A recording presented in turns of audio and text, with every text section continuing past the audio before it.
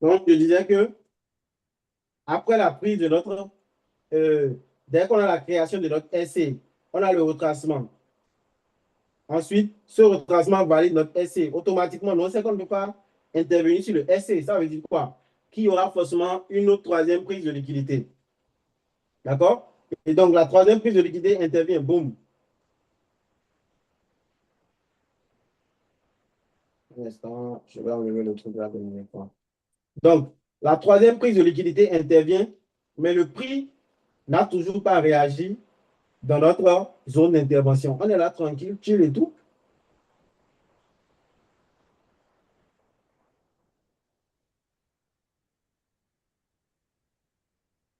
Et tac, par la suite, on a quoi?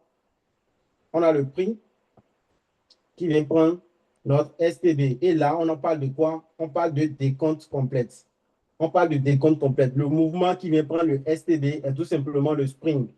Et on a dit que à partir du moment où on a le spring, le prix démarre avec force. Vous allez voir comment le prix a décollé tout à l'heure.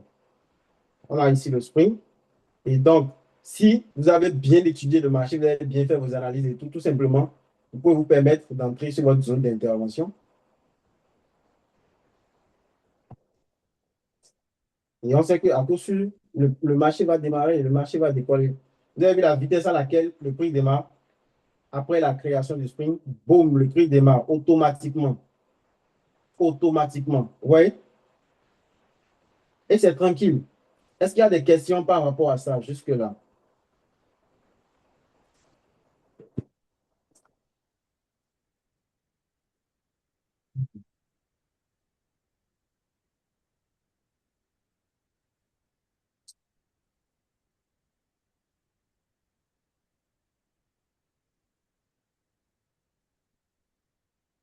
Donc, on va résumer ce qu'on a appris jusque-là. Aujourd'hui, nous avons appris à identifier la liquidité. Nous avons vu deux principaux types de liquidité en SMC, qui est l'inducement ou les equal high ou equal low. Ensuite, quand on pousse un peu plus loin, nous avons vu comment se manifeste un décompte en SMV, c'est-à-dire quoi? On parle de décompte Wyckoff. D'accord? On parle de décompte Wyckoff. Et pour que ce décompte-là, d'accord, soit, comment dire, soit initialisé en quelque sorte, il y a des règles, il y a des principes sur lesquels il faut se baser pour pouvoir savoir ou non s'il s'agit d'un décompte ou pas. Et nous avons dit que quand on a notre prise de liquidité, notre première prise de liquidité, dans le sens de l'achat, bien sûr, c'est un inducement. Mais dans le cas où on remarque que le prix revient faire une deuxième prise de liquidité, alors on entre automatiquement dans la phase de décompte Wyckoff. D'accord? Ensuite, nous avons dit que les décomptes Wyckoff se manifestent sous deux formes. La première forme, c'est que on a un décompte incomplet qui s'arrête sur le STB et le marché peut se permettre de décoller, ou on a un décompte complet qui se finalise par le spring et ensuite le prix décolle tranquillement. D'accord? Et ce cas qu'on vient de voir, c'est valable pour le cas d'un marché baissier en quelque sorte. C'est-à-dire quoi? On a fini un mouvement haussier et on veut repasser baissier. Vous aurez typiquement le même schéma, sauf que les noms ne sont pas les mêmes. Quand il s'agit d'un mouvement de vente, on va parler de, on va parler de PC, de BC, de UT et ensuite, boum, le prix, le prix bouge. Je vais voir si on peut rapidement trouver un cas typique de vente et on va essayer de le matériel, de l'expliquer ensemble.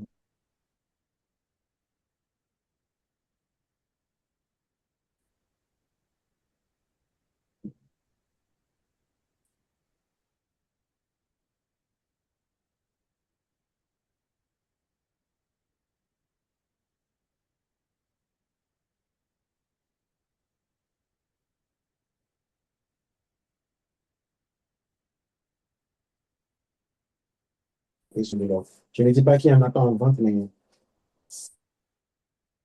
c'est pas, c'est moins intéressant à exploiter parce que rapidement, ça peut tourner au vinaigre.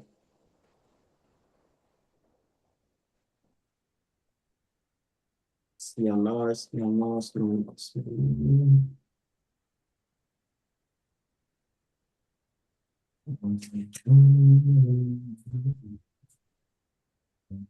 a.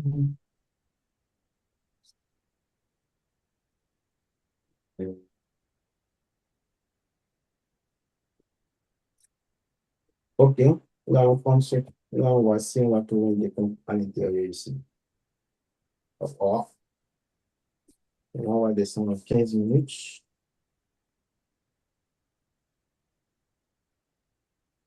Je vais lancer pour voir ce que ça donne. OK.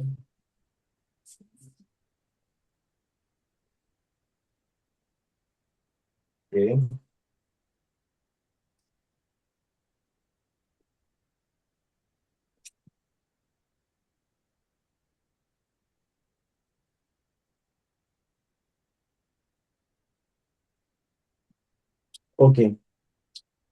On a un cas, mais c'est, j'aurais préféré qu'on ait un cas plus flagrant. D'accord? Néanmoins, voilà le cas typique d'un mouvement de vente qui s'initialise avec un décompte. D'accord? Nous aurons quoi ici? Nous aurons le PC qui est là.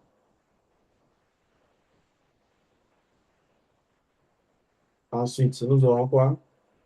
Nous aurons le BC qui est là. Et après le BC, on a quoi? On a le UT. Et qu'est-ce qu'on a dit précédemment? Qu'à partir du UT, le prix peut vendre. Parce que juste après le UT, on a le spring. Or, le UT correspond au STB dans un mouvement de vente et dans un mouvement d'achat. Donc là, nous avons eu UT. Dès que le prix a initialisé le UT, boum, on a eu la vente. D'accord? Donc ici, il s'agit d'un schéma typique de distribution. Distribution parce que nous sommes dans un schéma de vente. Et de l'autre côté, c'est accumulation parce que nous sommes dans un schéma d'achat. Parce que le prix accumule pour acheter et le prix distribue pour vendre ou pour corriger. Est-ce que c'est bon, les gars?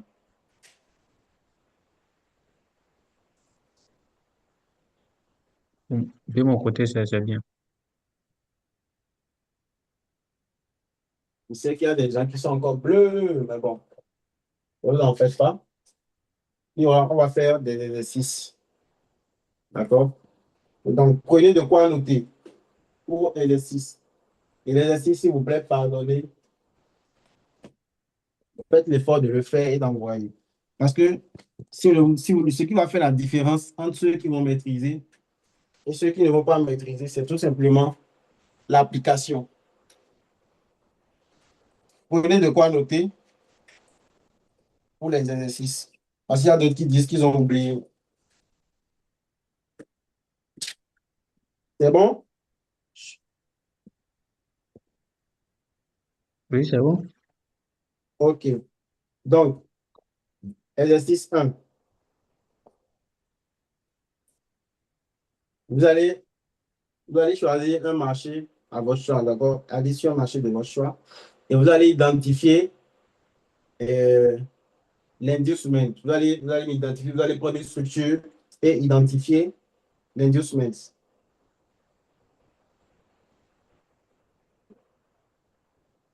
C'est bon?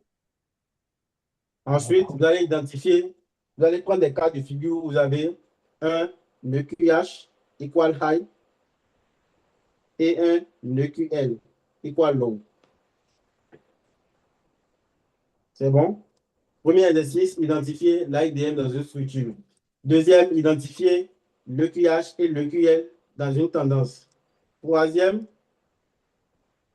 identifier un décompte complète, c'est-à-dire une accumulation. Quand il dit décompte complète, c'est accumulation ou distribution. Donc, identifier une accumulation dans un mouvement acheteur et identifier ensuite une distribution dans le cas d'une vente. C'est bon? Et donc, vous allez Ouais, identifier c'est bon. l'accumulation avec les décomptes qui vont avec. Et de même, identifier la distribution avec les décomptes. C'est-à-dire, vous allez matérialiser les 5 types de décomptes qu'on a vus dans chacun des 2 cas et envoyer. Donc, ça fait 3 exercices. C'est bon? Oui, c'est bon. Super. On va s'arrêter là pour aujourd'hui.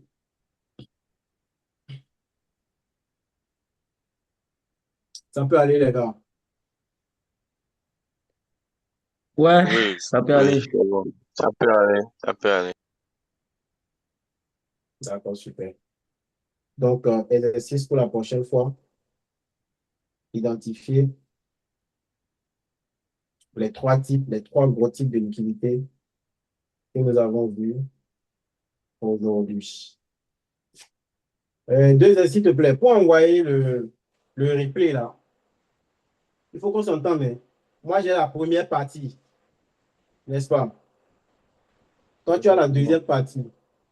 Ou bien carrément, je t'envoie ton inbox et si pour toi fini de download là, tu balances en même temps. Ça marche comme ça, là. Oui, on fait ça. Ok. À tout à l'heure. D'accord.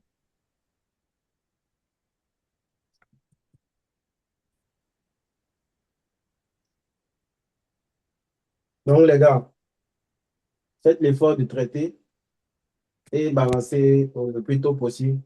Et s'il faut, on va, on va corriger ensemble dans le groupe ou bien dans le prochain Zoom. C'est carré? Le rapport, c'est carré. Ok, super. Donc, en ce sens, nous allons vous dire bonne soirée. Ciao. À vous aussi. Merci beaucoup. Merci.